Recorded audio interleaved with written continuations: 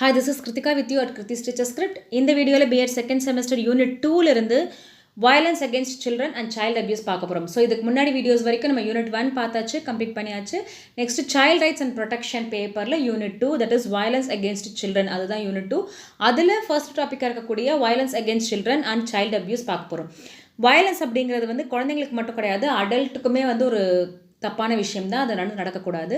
But still அது சைல்ட்ஹுட்டில் குழந்தைங்களுக்கு நடக்கும்போது அது எப்படி அஃபெக்ட் ஆகுது, இல்லை என்ன மாதிரியான வயலேஷன்ஸ்லாம் இருக்குது அண்ட் வயலன்ஸ்லாம் இருக்குது, அதில் எப்படி அப்யூஸ் ஆகுது, குழந்தைங்க எப்படி பாதிக்கப்படுறாங்கிறத பற்றி தான் இந்த ஃபுல் யூனிட்டுமே பேச போகுது.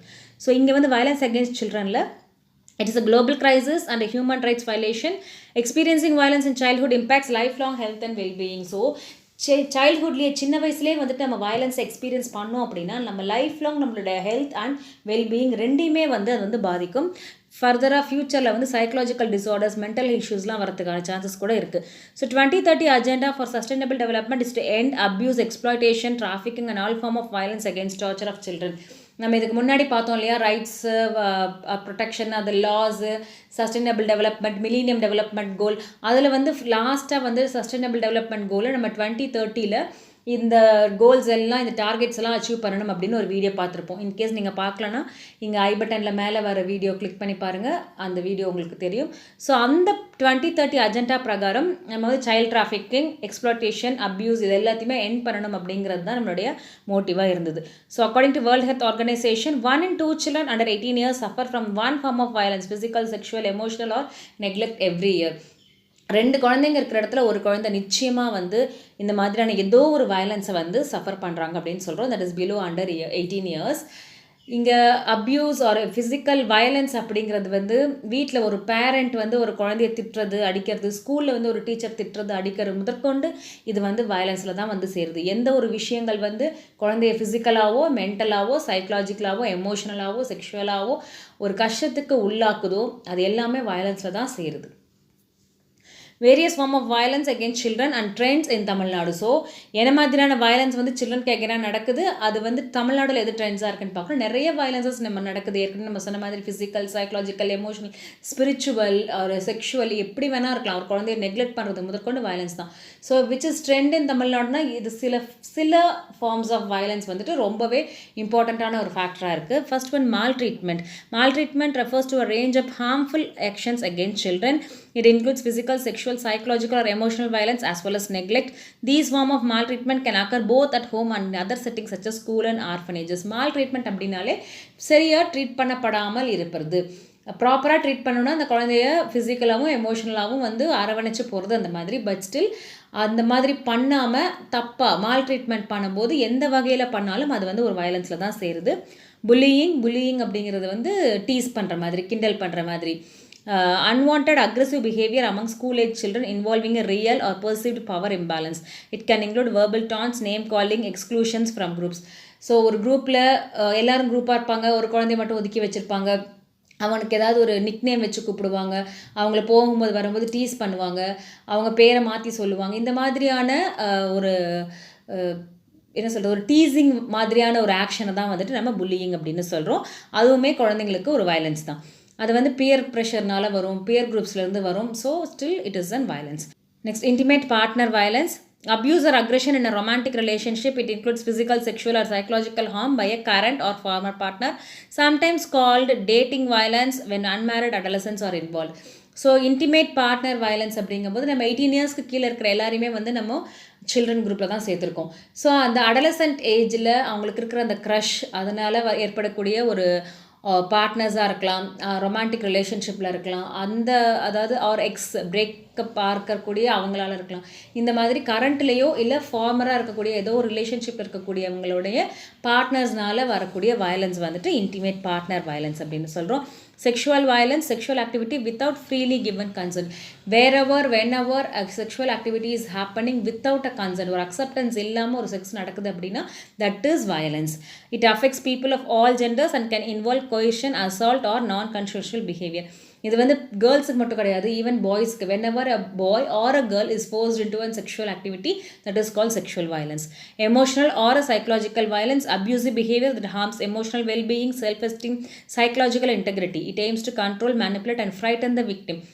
எந்த ஒரு விஷயம் வந்து எமோஷனலாகவோ சைக்கலாஜிக்கலாகவோ ஒரு குழந்தைய வந்து அஃபெக்ட் பண்ணுதுன்னு பார்த்தோம்னா அது வந்து எமோஷனல் ஆர் சைக்கலாஜிக்கல் அப்யூஸ்ன்னு சொல்கிறோம். பயமுடுத்துறது, மிரட்டுறது, ஒரு வேறு ஏதாவது ஒரு சைக்கலாஜிக்கலாக அவங்கள வந்து அஃபெக்ட் பண்ணுற மாதிரியான விஷயங்கள் செய்கிறது, இதெல்லாம் வந்துட்டு emotional or psychological victim.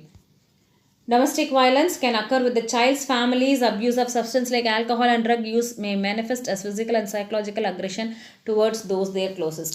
So ஃபேமிலிக்குள்ளே நடக்கிற வயலன்ஸ், பேரண்ட்ஸ் 2 பேரும் அடிச்சுப்பாங்க, அதை அந்த குழந்தைங்க பார்க்கும். அவர் வீட்டில் வந்து ஒரு ட்ரங்கன் பேரண்ட் அப்பா இருப்பாங்க, அதனால அந்த குழந்தை வந்து கஷ்டப்படும். இந்த மாதிரி வீட்டுக்குள்ளே நடக்கிற ஒரு வயலன்ஸ் தான் வந்து டொமஸ்டிக் வயலன்ஸ்னு சொல்கிறோம். Youth violence, nowadays youths are more violent. அதாவது எப்படி இருக்காங்க அப்படின்னா 10 to 29 இயர்ஸ்க்குள்ளே இருக்கிற அந்த சில்ட்ரன் வந்து ஒரு கம்யூனிட்டி ஃபார்ம் பண்ணுறாங்க, ஒரு கேங் ஃபார்ம் பண்ணுறாங்க. ரைவல்ரி, ஒரு கேங்க்கும் இன்னொரு கேங்க்கும் நடுவில் ஒரு சண்டை, ஒரு கம்யூனிட்டிக்கு இன்னொரு கம்யூனிட்டிக்கு நடுவில் சண்டை, ஆள் சேர்த்துட்டு போய் சண்டை போடுறது, ஏரியா விட்டு ஏரியா போடுறது, இந்த மாதிரியான விஷயங்கள் எல்லாம் வந்துட்டு யூத் வயலன்ஸ் அப்படின்னு சொல்கிறோம். Acquaintances and strangers including bullying, physical assault with or without weapon or involving gang violence, with weapon or without weapon, anything is happening today. So இதெல்லாம் வந்துட்டு யூத் வயலன்ஸ்னு சொல்கிறோம். ஸோ இதெல்லாம் தான் டிஃப்ரெண்ட் ஃபார்ம் ஆஃப் வயலன்ஸ். அது கூட இப்போது வந்து நம்ம தமிழ்நாட்டில் ட்ரெண்டிங்கில் இருக்கக்கூடிய வயலன்ஸ்ன்னு சொல்லக்கூடிய அளவுக்கு இதெல்லாம் வந்துட்டு different forms of violence in Tamil Nadu.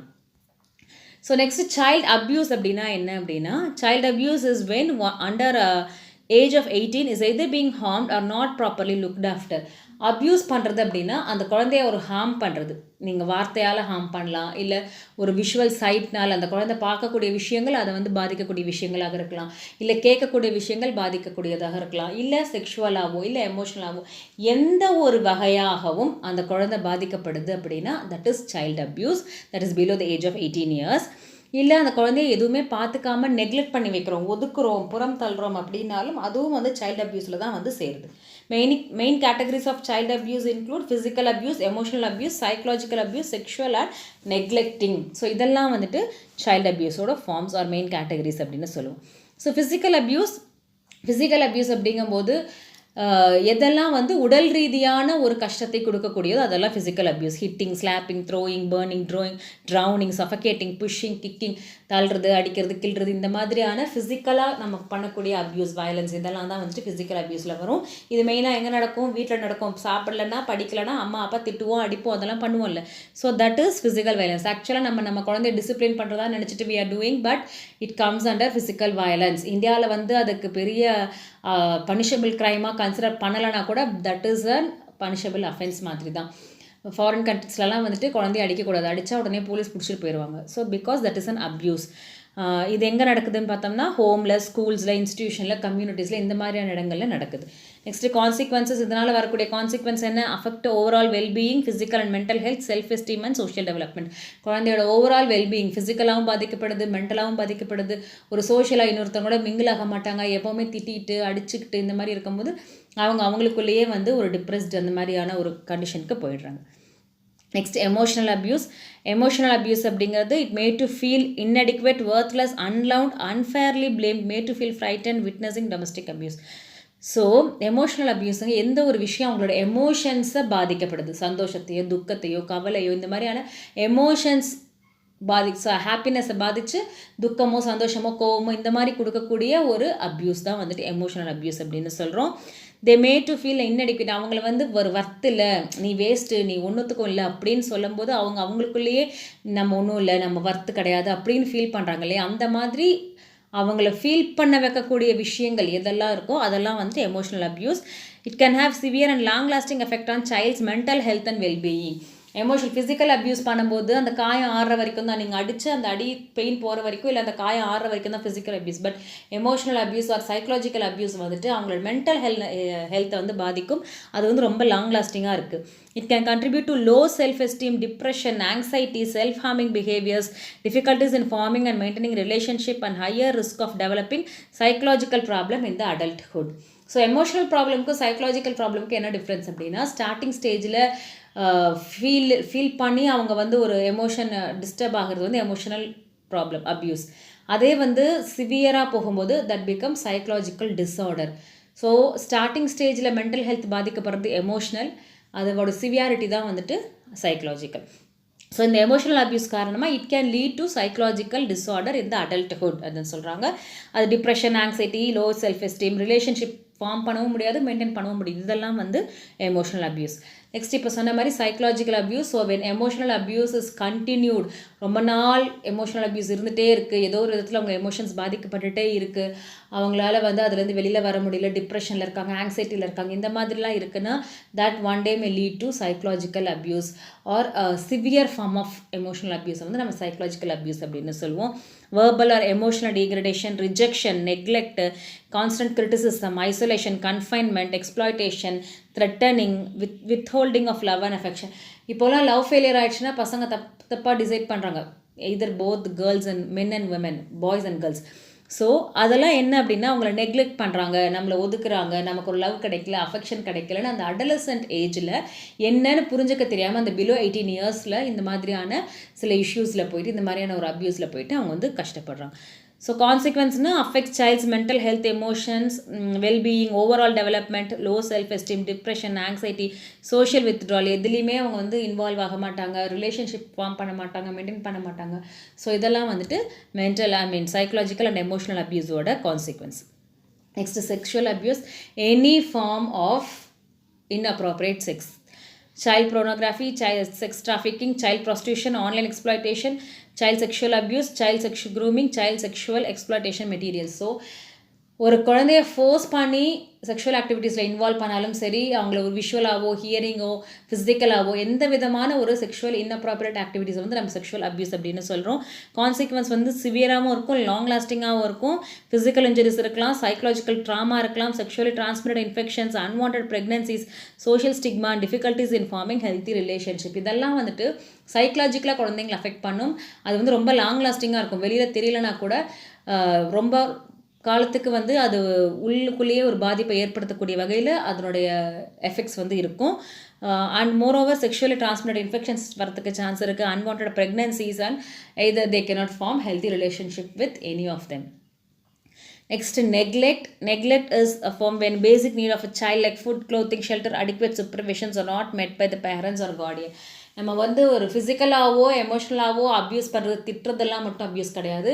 எதுவுமே அந்த குழந்தைக்கு ஒரு கேர் கொடுக்காம அந்த குழந்தைய ஒதுக்கி வைக்கிறது, நெக்லெக்ட் பண்ணுறதுமே ஒரு விதமான வயலன்ஸ் தான், ஒரு விதமான அப்யூஸ் தான். அதனுடைய கான்சிக்வன்ஸ் என்ன ஆகும்? சைக்கலாஜிக்கல் டிஸார்டர், அதாவது டிப்ரெஷன், ஆங்ஸைட்டி இதெல்லாமும் ஃபார்ம் ஆகும். Impaired social functioning, poor interpersonal interactions, relationship quality இதெல்லாம் பாதிக்கப்படுது. Cognitive challenges, diminished executive functioning and cognitive skills. Neglect பண்ணிகிட்டே இருக்கிறனால அவங்க சைக்கலாஜிக்கலாகவும் பாதிக்கப்படுறாங்க, சோஷியல் ரிலேஷன்ஷிப்பும் மெயின்டைன் பண்ண முடியாத அளவில் இருக்காங்க, காக்னிட்டிவ் எபிலிட்டிஸும் வந்து பாதிக்கப்படுது. இதெல்லாம் தான் வந்துட்டு different forms of or main categories of child abuse அப்படின்னு சொல்கிறோம். Abuse of trust or dominant position. Okay, abuse பண்ணுறோன்னு சொல்கிறோம். யார் அப்யூஸ் பண்ணுறோம்? அந்த குழந்தைங்க ட்ரஸ்ட் பண்ணக்கூடிய ஃபஸ்ட் லெவல் ஆஃப் ரிலேஷன்லேருந்து சொசைட்டியில் இருக்கிற எந்த ஒரு பர்சன் வரைக்குமே அப்யூஸ் வந்து நடந்துட்டு தான் இருக்குது. ஸோ இந்த அப்யூஸ் ஆஃப் ட்ரஸ்ட் அப்படின்னா என்ன? When the above mentioned child abuses happen to a child by a trusted member, then it is called abuse of trust. So இப்போ நம்ம இவ்வளோ நேரம் சொன்னோம் இல்லையா, physical abuse, psychological abuse, emotional அப்யூஸ்னு, இந்த டிஃப்ரெண்ட் ஃபார்ம்ஸ் ஆஃப் அப்யூஸில் ஏதோ ஒன்று, எதுவாக வேணா இருக்கட்டும், அது வந்து அந்த குழந்தை நம்பக்கூடிய ஒருத்தரால் நடக்குது அப்படின்னா அதுதான் வந்து trust abuse of trust. Abusers can be parents, caregivers, teachers, coaches and religious leaders. யாராக வேணா இருக்கலாம், அவங்க பேரண்ட்ஸ் முதற்கொண்டு. ஃபிசிக்கல் அப்யூஸை கொடுக்கக்கூடியது மெயினாக பேரண்ட்டாக தான் இருப்பாங்க இல்லைங்களா, நெக்ஸ்ட் டீச்சர்ஸ். ஸோ இது தாண்டி தான் அடுத்தவங்களே போகிறாங்க. So abusers can be parents, caregivers, teachers, coaches or religious leaders and they can give any form of abuse, physical, emotional, psychological, sexual, neglect, anything. So இதெல்லாம் தான் வந்துட்டு abuse of trust. The betrayal of trust by these individuals has profound consequence of the child's wellbeing.